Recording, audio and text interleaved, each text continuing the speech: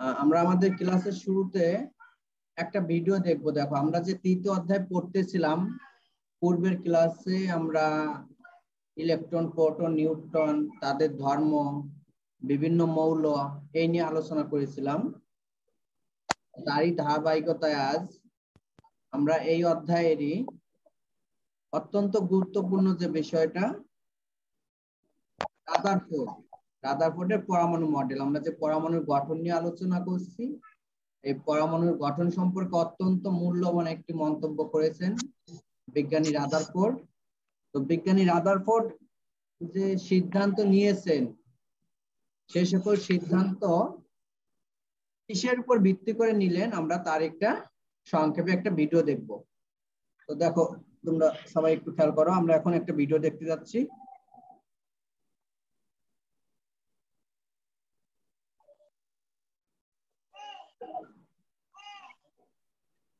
হ্যাঁ, সবাই একটু খেয়াল করো, মনোযোগ দিয়ে দেখো, আমি প্রশ্ন করব।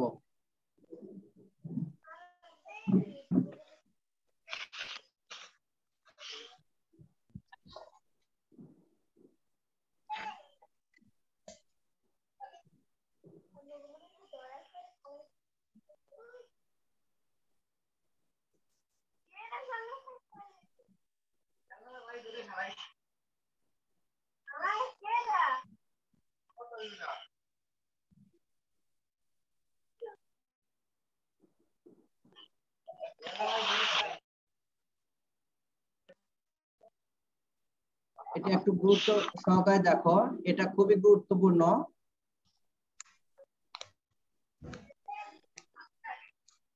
এখানে একটু খেয়াল করে দেখো, খুবই গুরুত্বপূর্ণ। দুই দিকে দুটো ভিন্ন তীর চিহ্ন গেছে, এটা নিয়ে আমরা আলোচনা করবো। আমি ভিডিওটা আবার শুরু থেকে দেখাবো, সবাই আবার একটু দেখো, আমি আরেকবার দেখাবো ভিডিওটা। ওকে,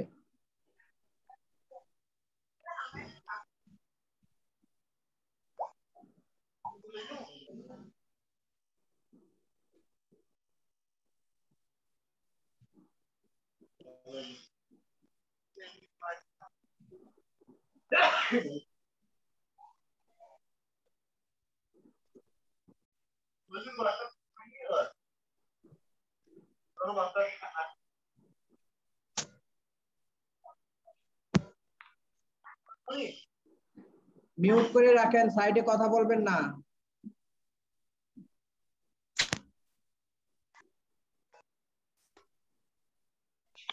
এটা, হ্যাঁ, এখানে একটু দেখো, আমাদের বিজ্ঞানী রাদারফোর্ড যে পরীক্ষাটা করেছিলেন, তো এটা মূলত উনি একটা আলফা কণার বিচ্ছুরণের উপর করেছিল। দেখো এটা হলো রাদারফোর্ডের পরমাণু মডেল। আমরা একটা সাম্যক একটা ধারণা নেই, সেই ধারণা থেকে পরবর্তীতে আমরা বিস্তারিত যাব। দেখো এই যে মডেলটা আছে এটা হলো রাদারফোর্ডের পরমাণু মডেল।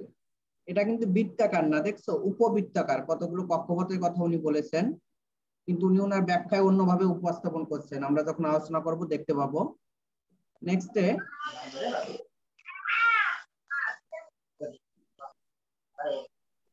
আচ্ছা, আপনারা মিউট করেন, না হলে আমি মিউট করে রাখবো কিন্তু। এখানে দেখেন আমাদের এখানে এই যে পাত, এই পাতটা হলো জিঙ্কের পাত। আর এই যে মেশিনটা, এই মেশিন থেকে দেখো, এখানকার এই মেশিন থেকে আমাদের সম্পূর্ণভাবে আলফা কণা বিচ্ছুরণ হচ্ছে। তো আলফা কণা যখন বিচ্ছুরণ হচ্ছে, একটু খেয়াল করে দেখো, এই যে আলফা কণার উৎস, এখান থেকে আলফা কণা বিচ্ছুরিত হচ্ছে, সম্পূর্ণ আমাদের দেখা যাচ্ছে। হ্যাঁ, একটু ভালো করে দেখো, একটু খেয়াল করলে দেখতে পারবে তোমরা। আমি আবার দেখাই ভিডিওটা, কারণ এই ভিডিওটা অনেকটা। দেখো তারপর একটা জিঙ্ক সালফাইডের পর্দা, একটা জিঙ্ক সালফাইডের পর্দা আছে, সেখান থেকে এটা দেখানো হয়েছে। তো আমি পরবর্তীতে ভিতরে চলে যাই। দেখো আমি ভিতরে যাচ্ছি, এখন বাকিটা ক্লাস।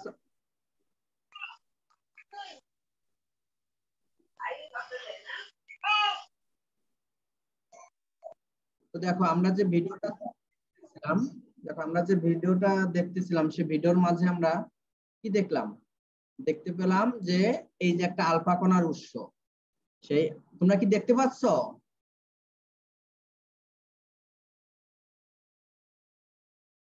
না স্যার।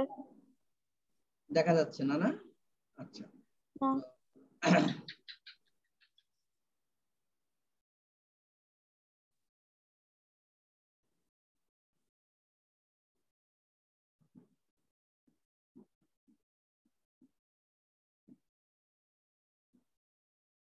এবার দেখতে পাচ্ছ?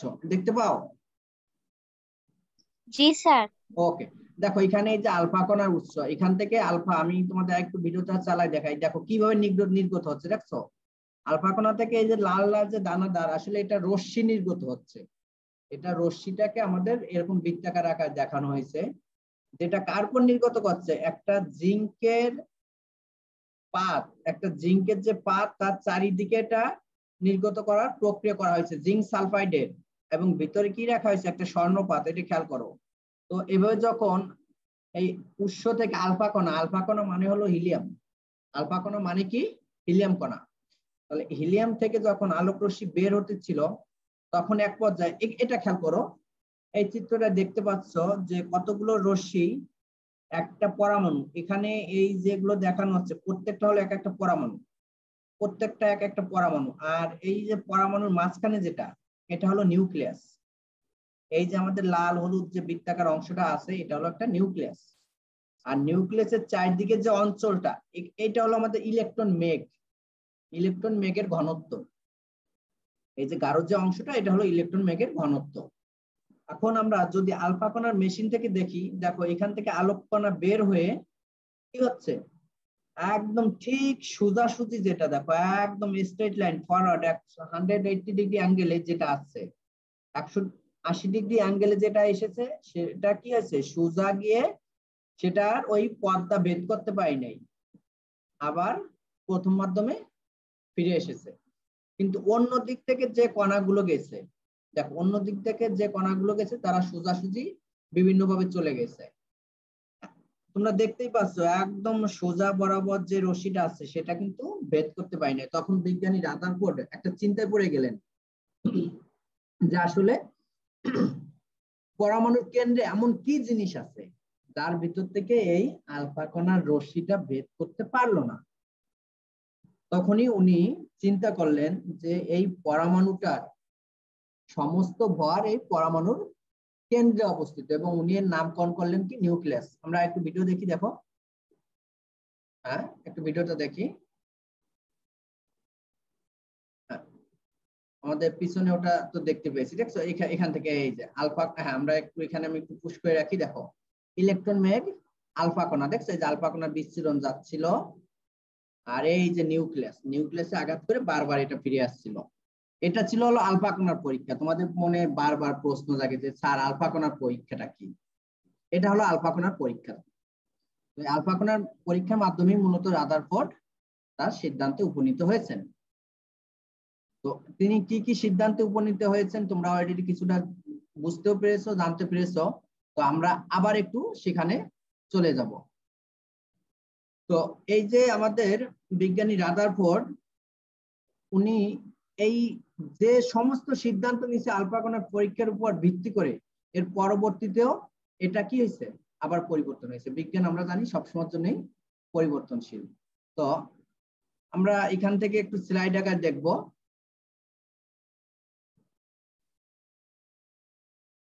আমরা আজকে কি শিখতে পারবো, আমরা সেটা নিয়ে একটু দেখি। রাদারফোর্ডের পরমাণু মডেল কি তা আমরা বলতে পারবো, পরমাণুর ভর, নিউক্লিয়াস নিয়ে জানতে পারবো বা বলতে পারবো, পরমাণুর মডেল ও সৌর মডেল নিয়ে করতে পারবো, মডেলের প্রস্তাবনা কি এবং সীমাবদ্ধতা কি, এগুলো আমরা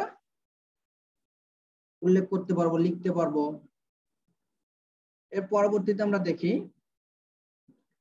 ওখানে দেখো এখানে একটা মডেল দেখানো হয়েছে, পুরো বৃত্তাকার একটা মডেল দেখানো হয়েছে, সৌরজগৎ, সূর্যের মডেল দেখানো হয়েছে। কিন্তু বিজ্ঞানী রাদারফোর্ড এর নিচে যে রানিং অ্যানিমেশন যুক্ত রানিং যে চিত্রটা তোমরা দেখতে পাচ্ছ, এটা হলো বিজ্ঞানী রাদারফোর্ডের মডেলের বর্ণনা অনুযায়ী একটা পরমাণুর ভিতরে ইলেকট্রন গুলো এইভাবে ঘুরতেছে। বিজ্ঞানী রাদারফোর্ডের বর্ণনা অনুযায়ী এই যে যেটা ঘুরতেছে, এই যেটা এই রানিংটা। কিন্তু উনি এই ক্ষেত্রে বলছে ওই প্রথম আলফা কণার বিস্তরণ থেকে উনি কি সিদ্ধান্ত নিয়েছে, যে পরমাণুর কেন্দ্রে সমস্ত ভর অবস্থিত, এবং সেই সমস্ত যে ভর যে জিনিসটা তার নাম দিয়েছেন উনি নিউক্লিয়াস। দেখো এখানে আমরা উপরে একটা চিত্র দিয়েছি, নিউক্লিয়াস। এর পরবর্তীতে উনি সিদ্ধান্ত নিল যে নিউক্লিয়াসের চারদিকে এই যে আমাদের যে ইলেকট্রন, এই ইলেকট্রন গুলো বৃত্তাকার পথে ঘুরতে থাকে, অর্থাৎ সৌরজগতের মতো ঘুরতে থাকে। কিন্তু এই কথাটা উনার মিথ্যা কথা না, মিথ্যা বলবো না। আমরা অনেকে বলি মিথ্যা কথা, না মিথ্যা বলা যাবে না। কেন বলা যাবে না? বিজ্ঞানীদের সিদ্ধান্ত কখনো মিথ্যা বলা যাবে না, পরবর্তীতে রূপান্তরিত হয়। ওনার ওই সময়কার সিদ্ধান্ত অনুযায়ী উনি বলছে যে এই ইলেকট্রন গুলো এই সূর্যের চারিদিকে ঘূর্ণায়মান গ্রহের মতো ঘুরতে থাকে। কিন্তু আসলে এই কথাটা সত্য না। কেন সত্য না? দেখো উনি এই যে মডেলটা দেখিয়েছেন, এই মডেলটা কি বৃত্তাকার না, উপবৃত্তাকার। এই মডেলটা হলো উপবৃত্তাকার। আর এই সূর্যের মডেল কি দেখছো, একদম গোলাকার, অর্থাৎ বৃত্তাকার। কাজেই এই একটা উপবৃত্তাকার মডেলের সাথে, অর্থাৎ আকারের সাথে একটা বৃত্তাকার আকার কখনো তুলনা করা সম্ভব না। এটাই ছিল ওনার একটা সংশোধন, যেটা সীমাবদ্ধতা। উনি এটা একদম 100% সঠিক দিতে পারেনি। এর পরবর্তীতে দেখো উনি কি সিদ্ধান্ত নিল,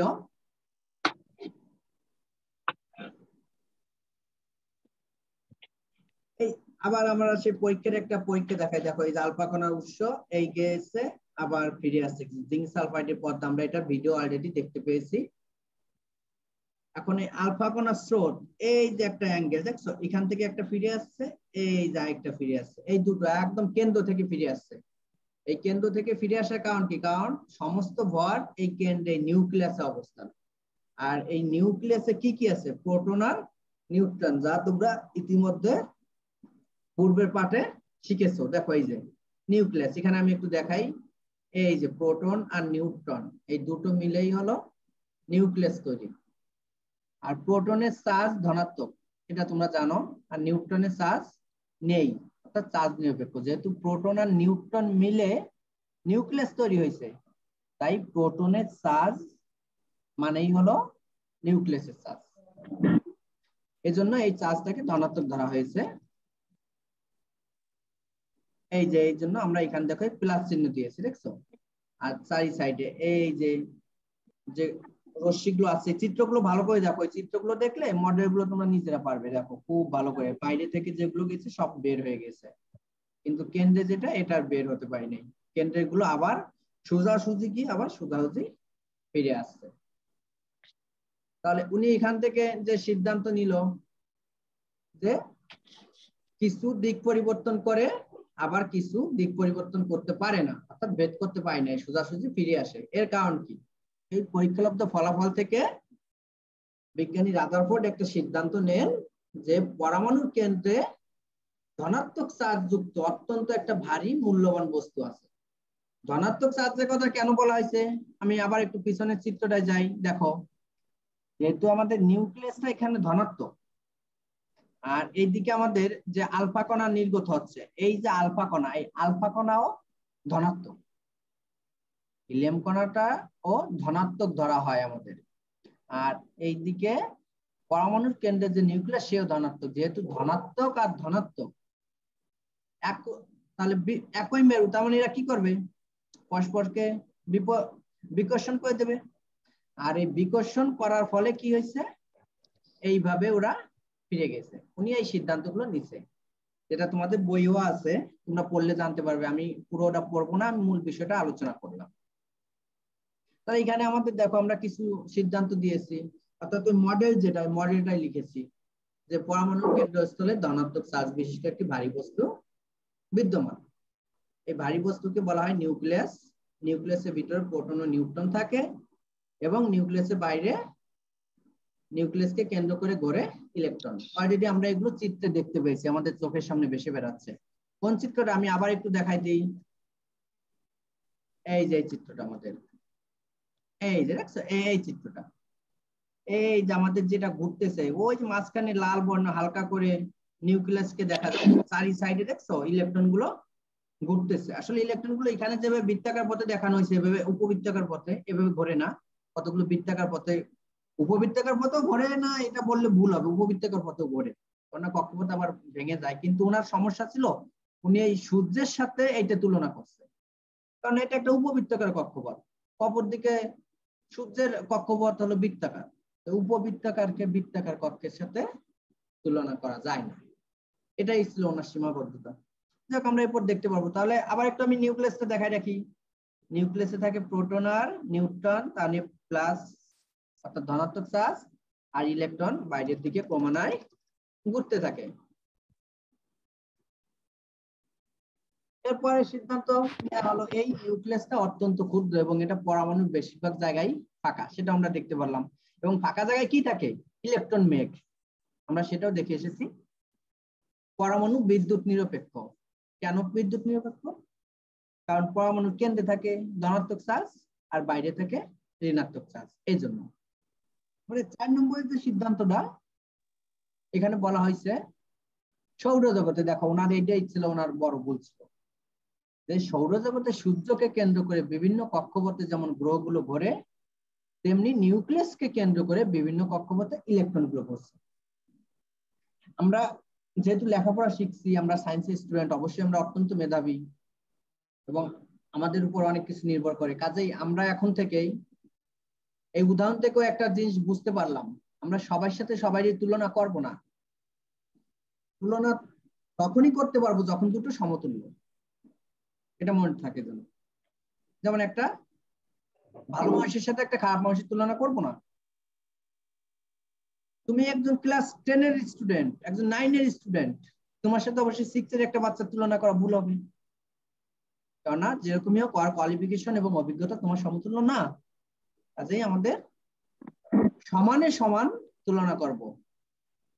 দৈনন্দিন জীবনে আমরা যখন কথা বলবো তখন অবশ্যই কারো সম্পর্কে কিছু বলার আগে বা তুলনা করার আগে আমাদের একটু ভাবতে হবে। আর 5-7 জনের মতো আমরাও কিন্তু হঠাৎ করে না ভেবে কিছু বলতে পারবো না, কারণ আমরা লেখাপড়া শিখছি, আমরা জ্ঞান অর্জন করার চেষ্টায় আছি, এখান থেকে নিজেদের পরিবর্তন করব। মূল বিষয় আসি। এখানে উনি বলছে যে সৌরজগতে আমরা দেখতে পেলাম সৌরজগতে কতগুলো বৃত্তাকার কক্ষপথ, আর অপরদিকে উনি যেটা দেখাইছে উপবৃত্তাকার কক্ষপথ দেখাইছে। এটা একটা ভুল। ভুল বলতে ওনার সিদ্ধান্তে কিছুটা জড়তা, মানে স্পষ্টতা না। আমি একদম ভুল বললে এটা ভুল বলা হবে না, এটা ভুল হবে না। এর পরবর্তীতে উনি কি বলছে? সৌরজগতে যেরকম গ্রহগুলো ঘুরছে নিউক্লিয়াসও সেইভাবে ঘুরছে। আরো একটা বিষয় দেখো, এখানে ইলেকট্রন কি আছে? নিউক্লিয়াসের চারিদিকে যে ইলেকট্রন ঘুরছে, ইলেকট্রন কিন্তু ঋণাত্মক চার্জ, কিন্তু গ্রহগুলো কিন্তু কোনো চার্জ ছিল না। তাহলে একটা চার্জ আছে, অর্থাৎ ইলেকট্রন চার্জ যুক্ত, আর গ্রহে কোনো চার্জ নেই। তাহলে অবশ্যই চার্জযুক্ত বস্তুর সাথে চার্জবিহীন বস্তুর তুলনা করা সম্ভব নয়। কিন্তু আমাদের বিজ্ঞানী সেটা তুলনা করেছিলেন গ্রহের সাথে, এটাও একটা সীমাবদ্ধতা। এরপর উনি কি বলছেন যে ধনাত্মক চার্জ বিশিষ্ট নিউক্লিয়াস ও ঋণাত্মক চার্জ বিশিষ্ট ইলেকট্রন সমূহের পারস্পরিক স্থির বৈদ্যুতিক আকর্ষণজনিত কেন্দ্রমুখী বল এবং ঘূর্ণায়মান ইলেকট্রনের কেন্দ্র বহির্মুখী বল পরস্পর সমান। অর্থাৎ আমরা যদি কোনো একটা সুতার মাথায় একটা জিনিস বেঁধে নিয়ে ঘোরাই, তাহলে কি হবে? ঘুরতে থাকবে, কারণ ওটা আমার হাতের আঙুলের সাথে টান লেগে থাকে। কিন্তু যদি আমি ছেড়ে দিই তখন কি হবে? ও বাইরের দিকে দৌড়ে চলে যাবে, যে কোনো একদিকে চলে যাবে, যেতে পারতেছে না। কারণ কি? কারণ ওটা টান টান হয়ে মানে কেন্দ্র বহির্মুখী, মানে ও বাইরে ছুটে যেতে চাচ্ছে কিন্তু এই সুতায় কি করতেছে? কেন্দ্রের দিকে টেনে রাখতেছে। ঠিক একইভাবে ওই নিউক্লিয়াসটা বাইরে ছুটে যেতে চায়, কিন্তু ওই কেন্দ্রে যে প্রোটন আছে ধনাত্মক চার্জ, ওই ধনাত্মক চার্জ ইলেকট্রনকে কি টেনে রাখতেছে। উনি সেই কথা বলছে যে ইলেকট্রন যে বেগে বাইরে চলে যেতে চায়, ঠিক সেই একই বলে প্রোটন তাকে টেনে রাখছে। অর্থাৎ কেন্দ্রমুখী বল ও কেন্দ্র বহির্মুখী বল পরস্পর সমান। এই সিদ্ধান্তগুলোই মূলত উনি ওনার এই পরীক্ষা থেকে গ্রহণ করেছিলেন।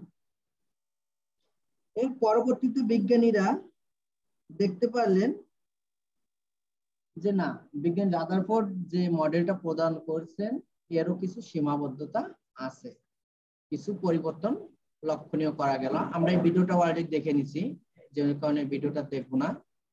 তো এখান থেকে তোমাদের উপর একটা প্রশ্ন থেকে যায় যে নিউক্লিয়াস কাকে বলে। আচ্ছা ফারজানা বলো তো, নিউক্লিয়াস কাকে বলে? ফারজানা।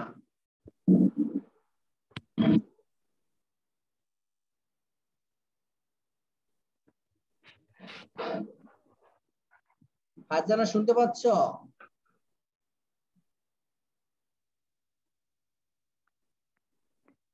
ফারজানা হয়তো শুনতে পাচ্ছে না।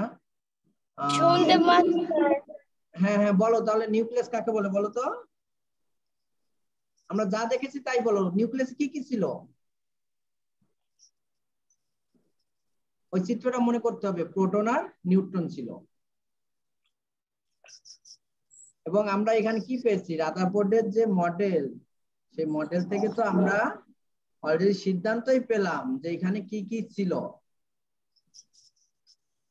যে পরমাণুর কেন্দ্রে একটা ধনাত্মক চার্জ, এই যে আমরা এই যে চিত্রটা দেখো, একটা পরমাণুর কেন্দ্রে কি আছে, একটা ধনাত্মক চার্জ, যেখানে পরমাণুর সমস্ত ভর নিহিত, তাকে নিউক্লিয়াস বলা হয়।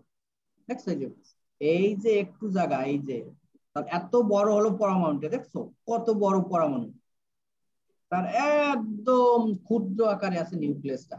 এবং এই পরমাণুর এই সব জায়গা ফাঁকা, শুধুমাত্র এই কেন্দ্রে প্রোটন আর নিউট্রন থাকে।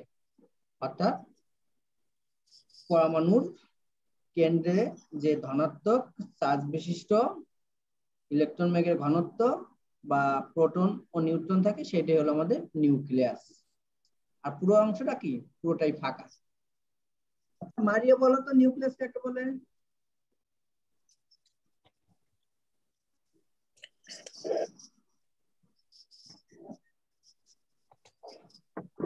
মারিয়া বলতে পারবে নিউক্লিয়াস কাকে বলে?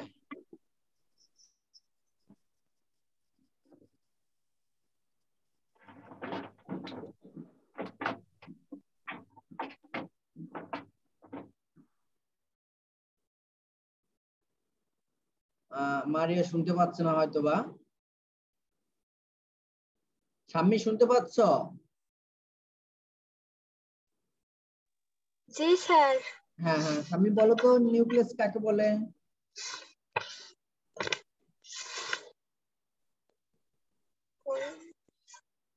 নিউক্লিয়াস কাকে বলে বলো?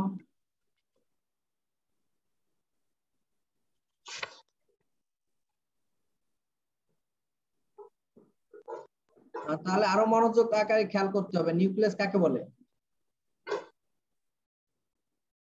পরমাণুর কেন্দ্রে ধনাত্মক চার্জ বিশিষ্ট বস্তুকে নিউক্লিয়াস বলে। পরমাণুর কেন্দ্রে ধনাত্মক চার্জ বিশিষ্ট বস্তুকেই নিউক্লিয়াস বলে, যেখানে পরমাণুর সমস্ত ভর নিহিত থাকে। এখন যদি এর পরবর্তী প্রশ্ন দেখো লিখেছি, পরমাণুর ভর বলতে কি বোঝো? কারণ যেহেতু নিউক্লিয়াসের ভরই হলো পরমাণুর ভর, আর নিউক্লিয়াসে কি থাকে, প্রোটন আর নিউট্রন থাকে। তাহলে কোন একটা পরমাণুতে বিদ্যমান প্রোটন আর নিউট্রনের ভরকেই ওই পরমাণুর ভর বলে। আরো মনোযোগী হতে হবে। নেক্সটে দেখো,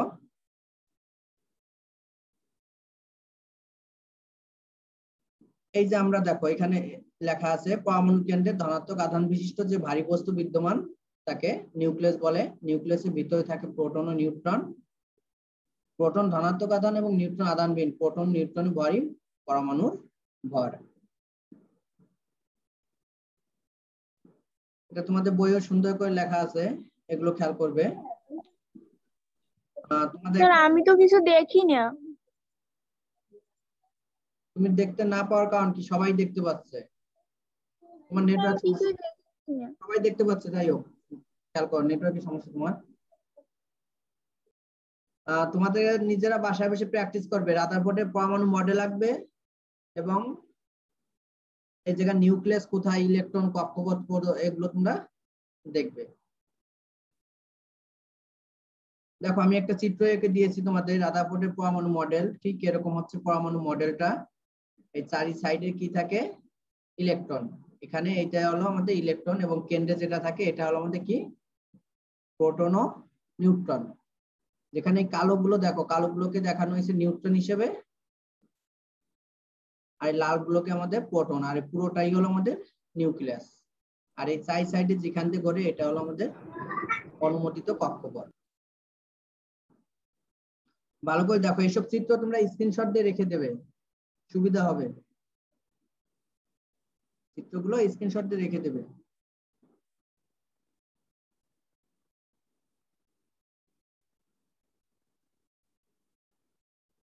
এরপর আমরা আরো কিছু একটু দেখি। দেখো পরমাণু নিউক্লিয়াসের আকৃতি কিরূপ। আরো কিছু প্রশ্ন, পরমাণু চার্জ শূন্য কেন, আমরা এগুলো পড়ে এসেছি। পরমাণু সৌর মডেল কি, ম্যাক্সওয়েলের তত্ত্ব অনুসারে রাদারফোর্ডের পরমাণু মডেলটি সঠিক কিনা। দেখো ম্যাক্সওয়েলের তত্ত্বটা আমি বলি নাই, এখন বলবো। ম্যাক্সওয়েলের তত্ত্বটা কি ছিল। ম্যাক্সওয়েলের তত্ত্ব ছিল যে ইলেকট্রন গুলো যদি ক্রমাগত নিউক্লিয়াসের চারিদিকে ঘুরতে থাকে, তাহলে সে কি করবে, ক্রমাগত শক্তি হারাবে, এবং এই শক্তি হারাতে হারাতে একসময় ইলেকট্রন আর প্রোটন একত্রে হয়ে যাবে, অর্থাৎ ধনাত্মক আর ঋণাত্মক চার্জ একসাথে মিলে যাবে। আর এরকম যদি হয় তাহলে পরমাণু একটা অস্থায়ী পরিবেশের সম্মুখীন হবে, কিন্তু এরকম ঘটনা আদৌ ঘটে না। তাই ম্যাক্সওয়েলের তত্ত্ব অনুসারে রাদারফোর্ডের পরমাণু মডেলটি সঠিক নেই।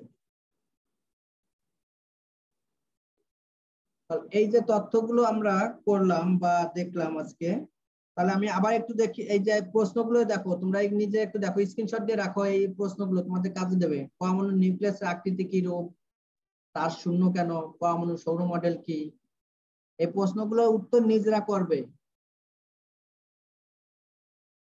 এই প্রশ্নগুলোর উত্তর নিজেরা করবে, নিজেরা করলে তাহলে সুবিধা পাবে। আরো এর আগে কিছু আরো প্রশ্ন দিলাম, সে প্রশ্নগুলো দেখো।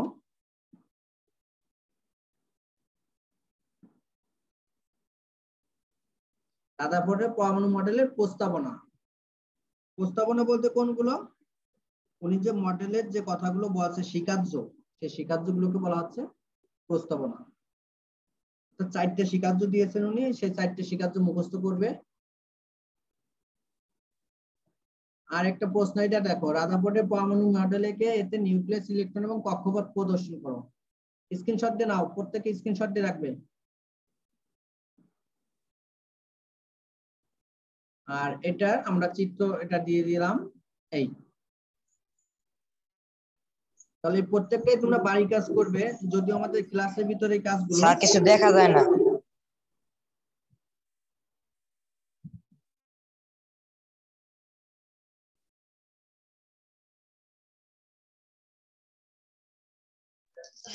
স্যার আমরা তো দেখতে পাই। ওকে ঠিক আছে, ওদের নেটওয়ার্কের সমস্যা। তো আমরা যে ক্লাস যতটুকু করলাম, এখান থেকে কারো কোনো প্রশ্ন থাকলে আমাকে প্রশ্ন করো। আজকে যে ক্লাসটা করছি এখান থেকে যদি তোমাদের কারো প্রশ্ন থাকে প্রশ্ন করো।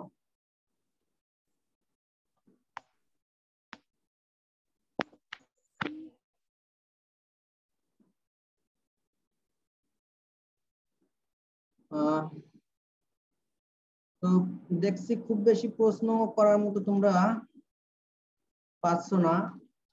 এটা বাসায় বসে করবে, বাসায় বসে করার পর অবশ্যই প্রশ্ন করবে। আমি নেক্সট ক্লাসেও প্রশ্ন করব। আমরা শুধুমাত্র আজকে এই একটা মডেলই করলাম, বেশি মডেল করব না, কিন্তু এই একটা মডেল কিন্তু আমাদের মনে রাখতে হবে এবং এটা মুখস্থ করে রাখতে হবে। তো আজকে আমাদের এ পর্যন্তই থাক নাকি, একটা মডেল থাকলো। আমাদের নেক্সট ক্লাসেও আমি তোমাদের সময়টা জানিয়ে দিব।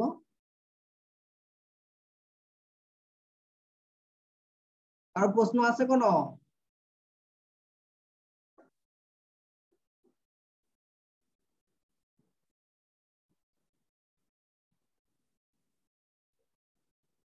কারো কোনো প্রশ্ন আছে? ওকে, ধন্যবাদ সবাইকে।